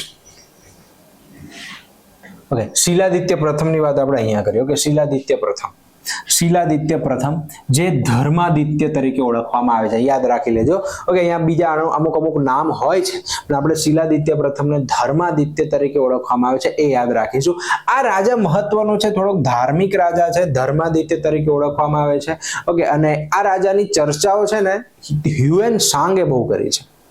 હાલાકી હ્યુએન સાંગ આવવાનો છે કોના સમયમાં? ધ્રુવસેન બીજાના સમયમાં. પણ એ હ્યુએન સાંગે શિલાદિત્ય પ્રથમના ખૂબ ગુણગાન ગાયા છે, ખૂબ મહાન મહત્વના રાજા હતા એવી બધી વાત સાહેબ કોણે કરી છે? હ્યુએન સાંગે કરી છે. ઓકે, તો આ શિલાદિત્ય પ્રથમ કે જે ધર્માદિત્ય તરીકે ઓળખવામાં આવે છે, ઓકે, એ ખૂબ મહત્વનો રાજા છે. એનું રીઝન કોણ છે? તો હ્યુએન સાંગ. ઓકે, તો હ્યુએન સાંગની જે સત્તા માળવા સુધી, મતલબ ઓલમોસ્ટ ગુજરાત ઉપર તેમણે શાસન કર્યું હશે. ઓકે, દર વર્ષે મોક્ષ પરિષદનું આયોજન કરતા હતા. દર વર્ષે મોક્ષ પરિષદનું આયોજન કરતા હતા. મોક્ષ પરિષદનું આયોજન કરતા હતા. અને બીજું છે કે એમાંથી એક પ્રશ્ન તમને જે પૂછાય છે એ આ છે કે હ્યુએન સાંગ, ઓકે, હ્યુએન સાંગ દ્વારા શિલાદિત્યના વખાણ અને ચર્ચા કરવામાં આવી છે. ઓકે, શિલાદિત્ય પ્રથમના વખાણ અને ચર્ચા કરવામાં આવી છે. વખાણ અને ચર્ચા કરવામાં આવી છે. ઓકે, તો આ છે શિલાદિત્ય પ્રથમ. ઓકે, જો વન લાઈન એક જેવા મુદ્દાઓ હવે મળી આવે છે. ઓકે, તો હવે અહીંયા આપણે ભણીએ છીએ આગળ ખરગ્રહ પ્રથમ. ખરગ્રહ પ્રથમ. ઓકે, હવે આ ખરગ્રહ પ્રથમ શા માટે ઇમ્પોર્ટન્ટ છે? આગળનું સમજવા માટે. આ ખરગ્રહ પ્રથમ અહીંયા ભલે લખ્યો પણ હું તમને ભણાવીશ અહીંયા. ઓકે, આ ખરગ્રહ પ્રથમના સમયને તમે ખૂબ ધ્યાનથી સમજો, હું તમને સમજાવું. ઓકે, શું સિચ્યુએશન છે? સિચ્યુએશન આવી છે કે ઉત્તર ભારતમાં લગભગ 12 જેટલા યુદ્ધ કરીને ઉત્તર ભારતની અંદર, ઓકે, ઉત્તર ભારતની અંદર 12 જેટલા યુદ્ધ કરીને મહત્વના રાજા બન્યા છે હર્ષવર્ધન. કોણ બન્યા છે? હર્ષવર્ધન. પ્રાચીન ભારતના ઇતિહાસના છેલ્લા મહાન રાજા કહેવામાં આવે છે હર્ષવર્ધનને. તો આ હર્ષવર્ધન ઉત્તર ભારતનો પ્રદેશ પોતાની હાથમાં રાખ્યો છે હર્ષવર્ધને. અને દક્ષિણા પથના સ્વામી એટલે કે દક્ષિણ ભારતના મહત્વના સ્વામી, દખ્ખણ, આ વિસ્તાર રાખો. ઓકે, આ વિસ્તાર રાખો. ઓકે, જ્યાં કર્ણાટકની અંદર વાતાપી નામની જગ્યા છે, અને વાતાપી બાદામી પણ કહેવાય છે. ચૌલુક્યોની રાજધાની હતી બાદામી. એના રાજા હતા પુલકેશી બીજા કરીને. પુલકેશી બીજો. ઓકે, વચ્ચે હતી નર્મદા નદી. વચ્ચે શું છે ભાઈ? નર્મદા. ઓકે, તો આ વચ્ચે છે નર્મદા નદી. આ ગુલાબી ભાગ જોવો છો એ કોનું છે? હર્ષવર્ધનનું. આ નીચેનો ભાગ જોવો છો એ છે પુલકેશી બીજાનું. એનાથી નીચે અહીંયા આગળ પણ આવશે એક વંશ, ઓકે, જેને આપણે પલ્લવો કહીએ છીએ. પલ્લવોમાં હતા એક રાજા નરસિંહ વર્મન પ્રથમ કરીને એક રાજા અહીંયા પણ હતા. ઓકે, સિચ્યુએશન એવી છે કે આ બંને વચ્ચે નર્મદાના કિનારા પર યુદ્ધ થાય છે. નર્મદાના કિનારા પર આ બંને વચ્ચે યુદ્ધ થાય છે. અને આ યુદ્ધની અંદર આજે ખરગ્રહ નામના રાજા જે આપણે અહીંયા વાત કરી, આ ખરગ્રહ પ્રથમ દ્વારા જે છે એ, જો ખરગ્રહ પ્રથમ છે નર્મદાની ઉત્તરમાં ગુજરાતમાં શાસન કરે છે, પણ આમ છતાં એમણે પુલકેશીને સાથ આપ્યો. અને પુલકેશીને સાથ આપ્યો એટલે પુલકેશી વિજેતા બને છે. હર્ષવર્ધન હારી જાય છે. હર્ષવર્ધન પાછા કન્નૌજ જતા રહે છે. અને હર્ષવર્ધન જે છે હવે બદલો લેવાનું વિચારશે ભવિષ્યની અંદર કે ગુજરાત પર બદલો કઈ રીતે લેવો. કારણ કે ગુજરાતના રાજા અહીંયા એમ કહેવાય છે કે દગો કર્યો. જે પણ હોય, ખરગ્રહના કારણે શું થાય છે? પુલકેશી બીજો જે છે અહીંયા જીતી જાય છે. અને આવું ક્યાં લખાયું છે? અયહોલના અભિલેખમાં, જે હું તમને અહીંયા નોટ કરાવીશ. ઓકે, પણ અહીંયા જો આપણે વાત કરીએ કે ઉત્તર ભારતના રાજા હર્ષવર્ધન અને દક્ષિણા પથના રાજા એ વખતે જે ચૌલુક્ય વંશના હતા, કયા વંશના હતા? ચૌલુક્ય રાજા હતા. જો આ પ્રશ્ન પણ જીપીએસસી માં પૂછાય એક વખત કે પુલકેશી બીજો એ કયા વંશનો રાજા હતો? ચૌલુક્ય વંશના હતા પુલકેશી બીજો. અને આ પુલકેશી બીજો અને હર્ષવર્ધન વચ્ચે કયું યુદ્ધ થાય છે? નર્મદાનું યુદ્ધ થાય છે. અને આ યુદ્ધની અંદર આ જે ખરગ્રહ પ્રથમ જે છે એને કોણે સાથ આપ્યો? તો પુલકેશી બીજાને સાથ આપ્યો જેથી તે વિજેતા બન્યો. ઓકે, અને આગળ જતા એ શું થાય છે? તો પુલકેશી બીજો જે છે, ઓકે, આગળ જતા પુલકેશી બીજાને હરાવે છે નરસિંહ વર્મન. ઓકે, એટલે શું થાય છે? આખું ફિનિશ થઈ જાય છે અને આ હર્ષવર્ધન મોકાનો ફાયદો ઉપાડીને ગુજરાત પર આક્રમણ કરશે. અને ત્યારે આ ધ્રુવસેન બીજાનું શાસન હતું. ઓકે, તો હવે આપણે ભણીએ છીએ ધ્રુવસેન બીજો, બહુ મહત્વનો રાજા જે બાલાદિત્ય તરીકે પણ ઓળખાય છે. ધ્રુવસેન બીજો બાલાદિત્ય તરીકે પણ ઓળખાય છે. ઉતાવળિયો રાજા પણ કહેવાય છે એને. ઓકે, ધ્રુવસેન બીજાના સમયમાં શું થાય છે? તો હર્ષવર્ધન અને ધ્રુવસેન બીજા વચ્ચે જે છે યુદ્ધ થાય છે. ઓકે, હર્ષવર્ધન જીતી જાય છે અને સંધિ થાય છે. અને સંધિ થયા પછી શું થયું? તો આ બંને વચ્ચે સંબંધો બંધાયો. સંધિ થયા પછી હર્ષવર્ધનની પુત્રી ના વિવાહ જે છે એ ધ્રુવસેન બીજા સાથે થાય છે. આ વિવાહ થયા છે. મતલબ કેમ કહીએ કે હર્ષવર્ધને ગુજરાત જીતી તો લીધું, પરંતુ એને સ્વતંત્ર રહેવા દીધું. એને રાજાને જમાઈ બનાવીને, ઓકે, એને થોડો કંટ્રોલ રાખ્યો, પણ રાજાને જમાઈ બનાવીને આગળનું શાસન જે છે તેને ચલાવ્યું. શાંતિના સંબંધો તેને સ્થાપ્યા છે ધ્રુવસેન બીજા સાથે. તો તમને પૂછાય કે હર્ષવર્ધનને સમકાલીન ગુજરાતનો રાજા કોણ હતો? ધ્રુવસેન બીજો હતો. ઓકે, આ રીતે ગમે તે રીતે તમને ફેરવીને પૂછાય તો તમને થોડું ધ્યાનમાં રહેવું જોઈએ. ઓકે, હવે વાત કરીએ આ જ સમયગાળાની અંદર. ઓકે, ચીની યાત્રાળુ હર્ષવર્ધનના સમયમાં ભારતની મુલાકાત લે છે. એમનું નામ હતું હ્યુએન સાંગ. ઓકે, તો આપણે એમ કહીએ કે ચીની યાત્રાળુ હ્યુએન સાંગ ગુજરાતની મુલાકાતે આવ્યા છે. ઓકે, ગુજરાતની મુલાકાતે આવ્યા છે હ્યુએન સાંગ. કોના સમયની અંદર આવ્યા છે? તો આ ધ્રુવસેન બીજાના સમયની અંદર. ઓકે, ધ્રુવસેન બીજાના સમયની અંદર જે છે તેઓ અહીંયા આવ્યા છે. આના પહેલા પણ આપણે જોયું કે ધ્રુવસેન બીજા શિલાદિત્યની ચર્ચાઓ કરી છે, પણ હ્યુએન સાંગે શિલાદિત્યની ચર્ચા કરી છે, પરંતુ ગુજરાતમાં કોના સમયે આવે? ધ્રુવસેન બીજાના સમયમાં આવ્યા. ઓકે, અહીંયા એ પણ યાદ રાખી લેજો કે આ હ્યુએન સાંગ ભારતમાં કોના સમયની મુલાકાતે આવે? તો હર્ષવર્ધન. ઓકે, હર્ષવર્ધનના ત્યાં તેઓ રહ્યા હતા. હર્ષવર્ધનના સમયમાં એક મોક્ષ પરિષદનું આયોજન થયું, તેમાં અધ્યક્ષ રહ્યા હતા તેઓ. નાલંદા વિદ્યાપીઠમાં તેઓ અભ્યાસ પણ કરે છે અને વલ્લભી વિદ્યાપીઠમાં પણ તેઓ આવ્યા હતા. ઓકે, તો તેમણે અહીંયા કોની મુલાકાત લીધી હતી? તેમણે અહીંયા મુલાકાત લીધી હતી વલ્લભીની. તેમણે મુલાકાત લીધી હતી ભૃગુ કચ્છ એટલે કે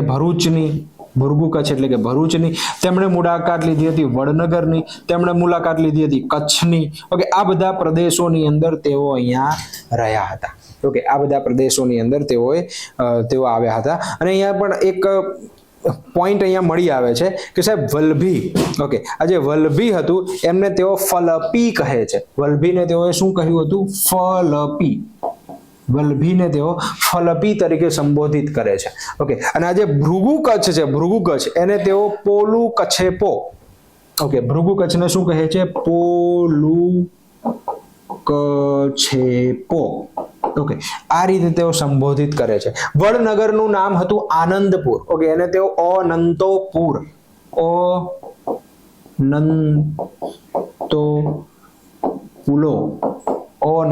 પુલો તરીકે વડનગરને તેઓ સંબોધિત કરે છે.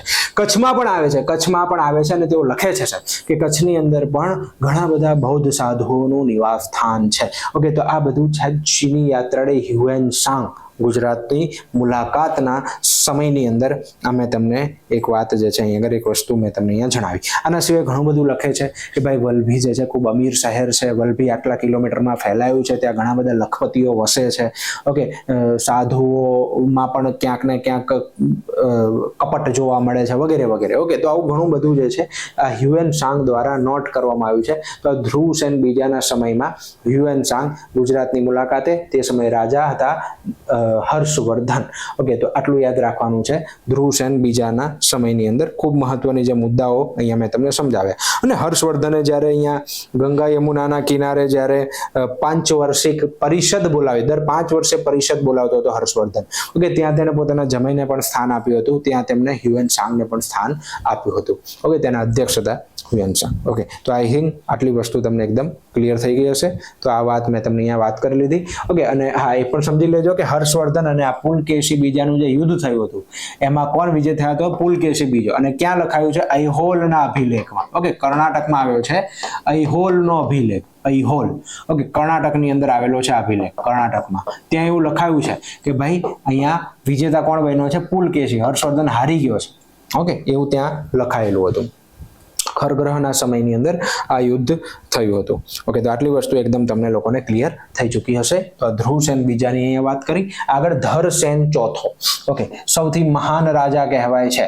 સૌથી મહાન રાજા, વધારે ચર્ચા નથી આની, પણ સૌથી મહાન રાજા કહેવાય છે એટલા માટે ચક્રવર્તી રાજા પણ કહેવાય છે. ચક્રવર્તી ધરસેન ચોથો તરીકે પણ તેમને ઓળખવામાં આવે છે. ઓકે, આ જે ધરસેન ચોથો જે છે એના સમયની અંદર, ધરસેન ચોથાના સમયમાં એમની પુત્રી છે ભૂપા નામની એક સ્ત્રી. ઓકે, ભૂપા, ઓકે, પુત્રી છે જે ગુજરાતની સંભવિત પ્રથમ મહિલા શાસક ગણાય છે.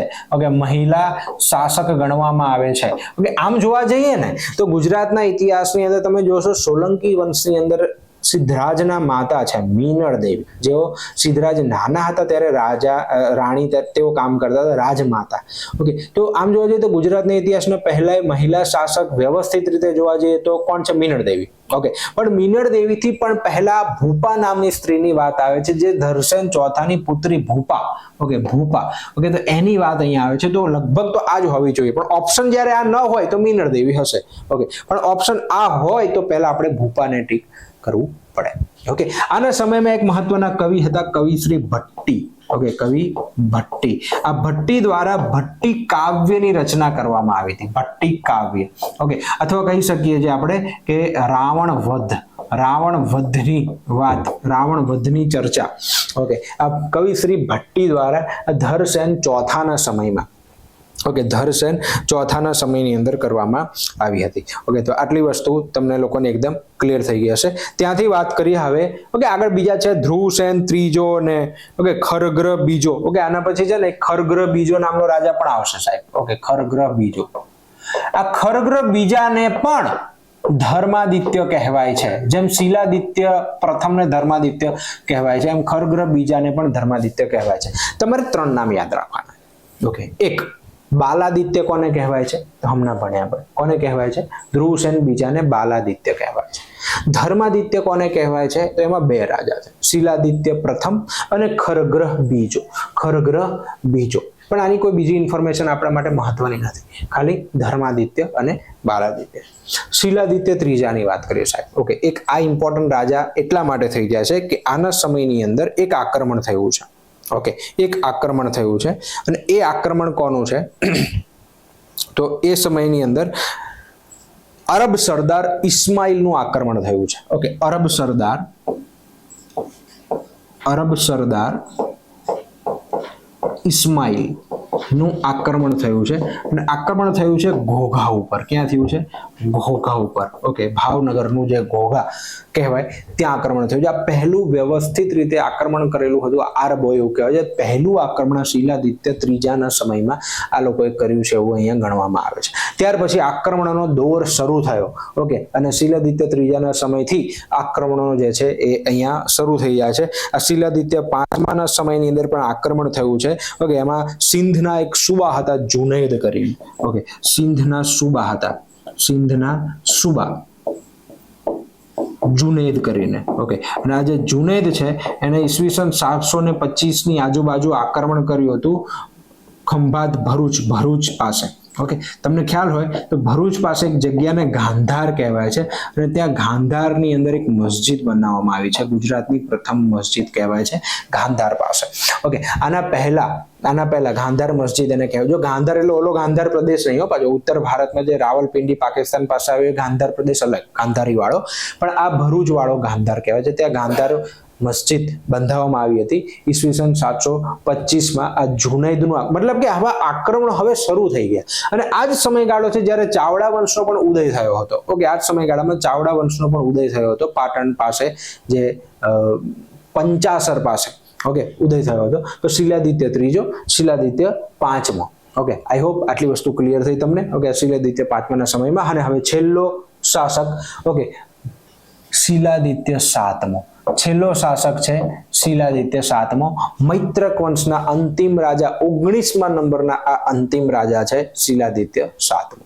આક્રમણો એમના ચાલુ જ છે, પણ અહીંયા હવે એક ભયંકર આક્રમણ થશે જેમાં શિલાદિત્ય સાતમો જે છે સમાપ્ત થશે અને આ વંશનો અંત થવાનો છે. ઓકે, શું થયું છે અહીંયા તો જો. ઓકે, એવું કહેવાય છે કે આ રાજાની પુત્રી અને એક અમીર વ્યક્તિ હતા, શ્રેષ્ઠી એક વ્યાપારી હતા જેમનું નામ હતું કાકુ. ઓકે, આ કાકુની પુત્રી રાજાની પુત્રી, કાકુની પુત્રી બહેનપણી હશે. ઓકે, અને પછી આ જે કાકુની પુત્રી હતી ને એના પાસે સોના હીરા જડિત એક કાંસકી હતી, વાળ ઓળવાની કાંસકી. તમે જો કહાની જો તમે શું છે અહીંયા, એક કાંસકી હતી અને એક કાંસકી રાજાની પુત્રીને બહુ પસંદ આવી. રાજાની પુત્રીએ માંગી. નાની બહેનપણી હોય ને કે ભાઈ મને આપ, કે બેનપણી ના પડતી, ભાઈ નહીં આપું. એટલા માટે રાજાની પુત્રી રાજાને ફરિયાદ કરે છે અને એ રાજા એ કાંસકીને પડાવી લે છે. એ કાકુ પોતાની પુત્રીને દુખી જોઈ શકતો નથી. કાકુ ખૂબ ગુસ્સે થાય છે રાજા ઉપર અને આ કાકુ જે છે એ અરબોને આક્રમણ કરવા માટે અરબોને નિમંત્રણ આપે છે. ઓકે, ગુજરાત આવવા માટે. અને એવું જો તમે, એક કાંસકીના કારણે ગુજરાત ઉપર અરબોનું ભયંકર આક્રમણ થાય છે અને આ આક્રમણથી કોઈ નથી બચી શકતું. વલ્લભીનો નાશ થઈ જાય છે, વલ્લભી વિદ્યાપીઠનો નાશ થઈ જાય છે, સંપૂર્ણ મેદાન કરી નાખવામાં આવે છે. ઓકે, બહુ બધી બીજી પણ વાત છે, ઉડતા ઘોડાઓની પણ વાત છે, ઉડતા રથની પણ વાત આવે છે આમાં સાહિત્ય પ્રમાણે, પણ આપણે એટલું બધું નથી જતા. ઓકે, ટૂંકમાં કહીએ તો આ શિલાદિત્ય સાતમાના સમયની અંદર આ અરબોનું ભયંકર આક્રમણ થયું અને એની અંદર સાહેબ, ઓકે, આ આક્રમણની અંદર જે છે એ અહીંયા આગળ બધું સમાપ્ત થઈ જાય છે શિલાદિત્ય સાતમાના સમયની અંદર. કોનું આક્રમણ? અબ્દુલ મલિકનું પણ નામ આવે છે આક્રમણમાં. ઓકે, અબ્દુલ મલિકનું નામ આવે છે. ઓકે, બીજા પણ ઘણાનું નામ આવે છે, પણ અહીંયા અબ્દુલ મલિકનું એક નામ મહત્વ ધરાવે છે કે જેના આક્રમણથી આ અહીંયા સમાપ્ત થઈ જાય છે. તો આઈ હોપ આટલી વસ્તુ તમને લોકોને એકદમ અહીંયા ક્લિયર થઈ ચૂકી હશે. ઓકે, ચલો, એક સલીમ યુનિસીનું પણ નામ આવે છે. સલીમ યુનિસી.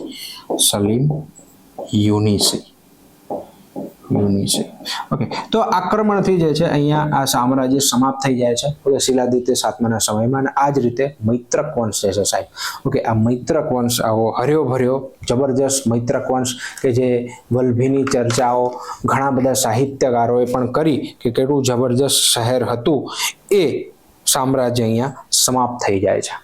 ઓકે, અહીંયા જો વહીવટની વાત કરીએ કે એ લોકો કઈ રીતે વહીવટ કરતા હતા, તો જેમ ગુપ્ત શાસનમાં જે વહીવટી સ્થિતિ હતી ને એ જ રીતનો વહીવટ આમાં પણ જોવા મળે છે. ફોર એક્ઝામ્પલ, સૌથી મોટું પદ કયું હોય? સામ્રાજ્ય. ઓકે, સામ્રાજ્ય જે છે એ જે આખું રાજ્ય જેને કહેવામાં આવે સામ્રાજ્યમાંથી અલગ અલગ પ્રાંત પડે, પ્રદેશ પડે. ઓકે, પ્રાંતમાંથી પછી અલગ અલગ જિલ્લાઓનો ભાગ આવે છે. ખૂબ મહત્વનું છે વિષય. ઓકે, તો સૌથી વધુ ચર્ચિત પ્રદેશ હતો આ વિષય. એટલે કે જિલ્લો કહેવામાં આવે, ધ્યાન રાખજો, વિષય. ઓકે, એટલે કે જિલ્લો. પછી આહાર આવતું. ઓકે, એના પછી પંથક એટલે કે તાલુકો જેને કહેવામાં આવતું, પંથક એટલે કે તાલુકો, અને છેલ્લે ગામડું કહેવામાં આવતું. ઓકે, સમાજની વાત કરીએ આપણે તો સમાજની અંદર પણ ભેદભાવ હતો. ફોર એક્ઝામ્પલ, બ્રાહ્મણ, ક્ષત્રિય, વૈશ્ય, શૂદ્ર જેવો ભાવ જે છે સમાજની અંદર પણ જોવા મળે છે. ધર્મની તો આપણે વાત કરી કે ઘણા બધા ધર્મોને અહીંયા આગળ સારું એવું માન સન્માન આપવામાં આવેલું છે. શૈવ ધર્મ વધુ પાડવામાં આવે છે. ધ્રુવસેન પ્રથમ એક રાજા હતો કે જેણે જે છે એ ભાગવત ધર્મ પાડ્યો છે. ઓકે, તો આ વસ્તુઓ જે છે આપણે ઓલરેડી અહીંયા ભણ્યા. ઓકે, તો આ ધર્મની અંદર પણ ખૂબ સારું એવું માન સન્માન હતું. વલ્લભી વિદ્યાપીઠની અંદર હીનયાન બૌદ્ધિઝમની ચર્ચા ભણાવવામાં આવતી હતી. ઓકે, તો આ બધી જે છે આપણે વાત કરી લીધી. આઈ હોપ એકદમ તમને લોકોને ક્લિયર થઈ ગયું છે. એક ક્વિક રિવિઝન ફટાફટ જોઈ લઈએ એટલે આ પૂરું કરીએ આપણે. ઓકે, તો અહીંયા શું છે તો સિંધુ ખીણ, વૈદિક કાળ, જૈન, બૌદ્ધિઝમની આપણે વાત કરી, પણ ગુજરાતનો પ્રમાણિત ઇતિહાસ કોના સમયથી? મૌર્ય કાળથી. હવે મૌર્ય કાળ ક્યાંના હતા? પાટલીપુત્રના. પણ ગુજરાતમાં શાસન કર્યું અને ગુજરાતમાં તેમનો મુખ્ય પ્રદેશ હતો ગિરિનગર. એ જ રીતે અનુમૌર્યનો પણ મુખ્ય ગિરિનગર અને ગુપ્તનો પણ મુખ્ય ગિરિનગર. તો આ લોકો બહારના હતા અને ગુજરાતમાં શાસન કરતા હતા, પણ ગુજરાતનો પ્રોપર પહેલો વંશ આવ્યો એ કયો વંશ આવ્યો? તો એને આપણે કહીએ છીએ ભટ્ટાર્ક દ્વારા સ્થાપિત વલ્લભી માં મૈત્રક વંશ. ઓકે, વલ્લભીની વાત કરીએ, સ્થાપક વિજયાયન ભટ્ટાર્ક છે, રાજધાની છે વલ્લભી. આ વલ્લભીને સંસ્કૃતમાં વલ્લભી, પ્રાકૃતમાં વલ્હી અને અંગ્રેજોના સમયમાં એને વડા કહેવામાં આવતું હતું અને આઝાદી બાદ વલ્લભીપુર કહેવામાં એને આવ્યું. ઘેલો નદીના કિનારે, ઘેલો નદી એટલે કે ઉન્મત્ત ગંગા નદીના કિનારે વલ્લભી આવેલું છે. ઓકે, ધર્મ મોટા ભાગના રાજાઓ શૈવ ધર્મ પાળે છે. ઓકે, પરમ માહેશ્વર કહેવાય છે, પણ એક ધ્રુવસેન પહેલો ભાગવત ધર્મ એટલે કે વૈષ્ણવ ધર્મ અને ધરભટ્ટ નામનો રાજા સૂર્ય પૂજા પંથમાં માને છે. તામ્રપત્ર સૌથી મોટો સોર્સ છે આ ચેપ્ટરનો. ઓકે, દાન શાસન જેને કહેવાય છે, સૌથી વધુ તામ્રપત્ર મળી આવે છે ધ્રુવસેન પ્રથમ ના, જે 24 જેટલા તામ્રપત્રો આપણને જોવા મળે છે. ઓકે, આ બધા રાજાઓ છે જેમાં આપણે બધાની ઓલમોસ્ટ ઘણા બધાની આપણે અહીંયા ચર્ચાઓ કરી છે. ધ્રુવસેનની પણ ચર્ચા કરી છે, ધરસેન બીજાની પણ વાત કરી, શિલાદિત્ય સાતમાની વાત કરી, ખરગ્રહ પ્રથમની વાત કરી અને ધ્રુવસેન બીજાની વાત કરી. ત્યારબાદ સીધું શિલાદિત્ય સાતમો, અહીંયા આગળ ત્રીજો અને પાંચમામાં જે આક્રમણ થયા એ પણ ચર્ચા જે છે આપણે અહીંયા કરી છે. ઓકે, ત્યારબાદ વાત કરીએ આપણે રાજા ભટ્ટાર્ક. ગુપ્તના રાજા સ્કંદગુપ્તના એક સેનાપતિ હતા તેઓ. ઓકે, 667માં સ્કંદગુપ્તનું અવસાન થયું એટલે ભટ્ટાર્કે ગુજરાતના વલ્લભીની અંદર પોતાની રાજધાની સ્થાપીને મૈત્રક વંશની સ્થાપના કરી. ઓકે, ગુજરાતના ઇતિહાસ પુરુષ તેમને એટલા માટે જ કહેવામાં આવે છે. નંદી ત્રિશૂળના ચિહ્ન સિક્કાઓમાં જોવા મળે છે. તેમણે વલ્લભી વિહાર અથવા તો ભટ્ટાર્ક વિહાર બંધાવ્યો હતો કે જે તેમણે ગાર્લુક વંશના શૂર પ્રથમને દાનમાં આપ્યો હતો, કે જે વિદેશ મંત્રીના પદ ઉપર એ સમયે ત્યાં હતા. ધરસેન પ્રથમ પિતાની જેમ તેમને પણ સેનાપતિનું જ પદ ધારણ કર્યું છે, રાજા બન્યા નથી. બુદ્ધગુપ્તને સમકાલીન રાજા છે આ, અને વલ્લભી સંવતની તેમણે સ્થાપના કરી અને વલ્લભી વિદ્યાપીઠની સ્થાપના કરી. આ વલ્લભી વિદ્યાપીઠ એ જ છે જે સ્થિરમતી ગુણમતી ત્યાંના આચાર્ય હતા.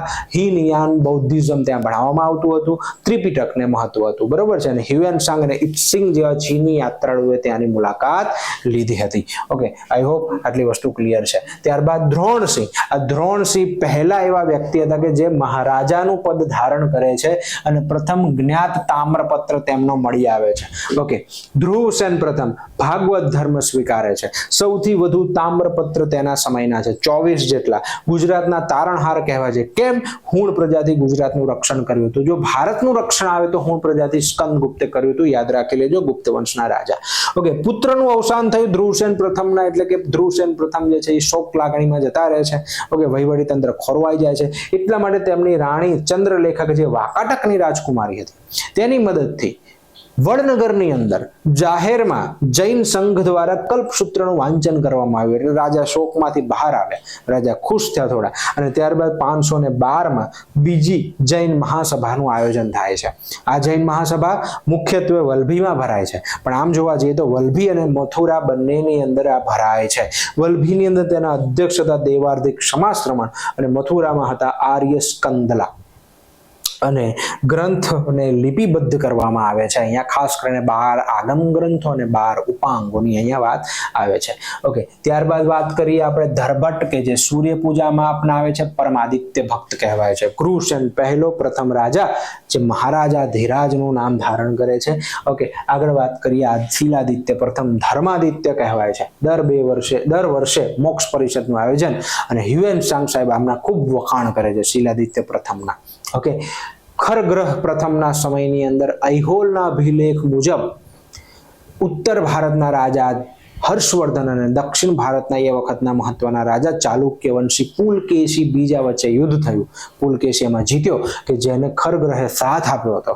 એના કારણે હર્ષવર્ધનને ગુજરાત સાથે પહેલા તો દુશ્મનાવટ થઈ, પણ આગળ જતા દુશ્મનાવટના કારણે ધ્રુવસેન બીજાના સમયમાં તેને ગુજરાતને જીતી લીધું, પરંતુ ધ્રુવસેન બીજા સાથે પોતાની પુત્રીને પરણાવીને હર્ષવર્ધનને સારા સંબંધો વિકસાવ્યા. ઓકે, અને હર્ષવર્ધનના સમયની અંદર ભારતની મુલાકાતે ચીની યાત્રાળુ હ્યુએન સાંગ આવ્યા કે જે ગુજરાતમાં આવે છે ત્યારે કોનો સમયગાળો છે? તો ધ્રુવસેન બીજાનો સમયગાળો છે. તેઓ ગુજરાતમાં વલભી, ભૃગુ કચ્છ, વડનગર, કચ્છ જેવા પ્રદેશોની મુલાકાત લે છે અને કયા કયા નામે ઓળખાવે છે બધી ચર્ચાઓ મેં તમને અહીંયા કરી. ઓકે, આટલી વસ્તુ ક્લિયર થઈ. આગળ લઈએ અને છેલ્લો ધરસેન ચોથો સૌથી મહાન રાજા ચક્રવર્તી કહેવાય છે. તેમની પુત્રી ભૂપા ગુજરાતની પ્રથમ મહિલા શાસક પણ ગણાય છે. ઓકે, કવિ ભટ્ટી જેમણે ભટ્ટી કાવ્ય અને રાવણ વધની રચના ધરસેન ચોથાના સમયમાં કરી છે. શિલાદિત્ય ત્રીજો આરબ સરદાર ઇસ્માઇલે ઘોઘા પર હુમલો કર્યો. શિલાદિત્ય પાંચમાના સમયે સિંધના સુબા જુનેદે પણ હુમલો કર્યો. ભરૂચ, કાંધાર મસ્જિદની એ વાત આવે છે. અને છેલ્લો રાજા શિલાદિત્ય સાતમો, ઓકે, એની પુત્રી અને એક કાકુની પુત્રી, એક શ્રેષ્ઠી હતા ધનવાન. ઓકે, પુત્રી વચ્ચે એક પ્રકારની દુશ્મનાવટ જેવું થયું અને રાજાએ જે છે એની કાંસકી, હીરા જડિત કાંસકી, ઓકે, સોના હીરા જડિત જે કાંસકી હતી એ કાંસકી જે છે પડાવી લીધી. ઓકે, કાંસકી પડાવી અને એના કારણે કાકુએ નિમંત્રણ આપ્યું આરબોનું આક્રમણ થયું, વલ્લભીનો નાશ થયો. આ રીતે કુલ 318 વર્ષ એટલે કે ગુજરાતના ઇતિહાસમાં સૌથી લાંબુ શાસન ગુજરાતના ઇતિહાસમાં કોણે કર્યું છે? મૈત્રકોએ કર્યું છે. યાદ રાખી લેજો. ઓકે, કારણ કે આપણે સોલંકી વંશે પણ 302 વર્ષ શાસન કર્યું, આ લોકોએ 318 વર્ષ કર્યું છે. યાદ રાખી લેજો. આઈ હોપ આટલી વસ્તુ એકદમ ક્લિયર થઈ હશે તમને. ઓકે, મળીએ આવા સરસ મજાના લેક્ચર સાથે. ત્યાં સુધી તમે રિવિઝન કરતા રહો, વાંચતા રહો, ટેસ્ટ આપતા રહો. Thank you very much.